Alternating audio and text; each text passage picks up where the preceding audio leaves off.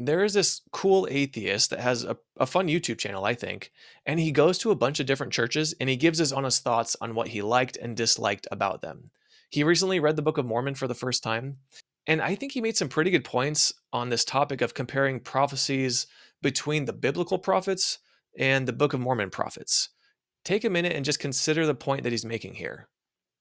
Like in the Old Testament, you get once in a blue moon where like a prophet kind of vaguely alludes to this messianic figure. You know, it's kind of shrouded in mystery and foggy language, like, for a child has been born for us, a son given to us, authority rests on his shoulders, and he is named Wonderful Counselor, Mighty God, Everlasting Father, Prince of Peace. And everyone's kind of like, tapping their foot, and they're like, who could that be talking about? And then Jesus comes on the scene, and then Christians are like, that guy.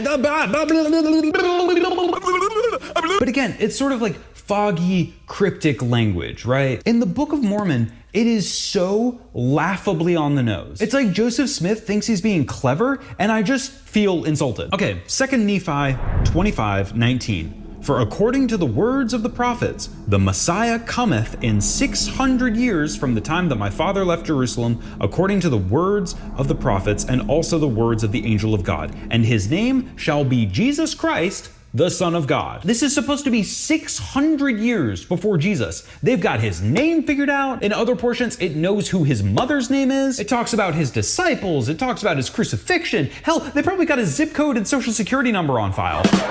Like, I don't know where the disconnect is, because apparently the prophets in the Old Testament, in rural Israel, those dudes must have been like half-assed morons, because when God gave them prophecies regarding the Messiah, they were all like, cryptic and hazy. Meanwhile, the prophets in rural America in the 6th century BCE, those dudes were like, oh yeah, Jesus Christ, yeah, he's going to be here in like 600 years, probably like 4 p.m. He's going to have long, blonde, wavy hair, blue eyes, 6'2".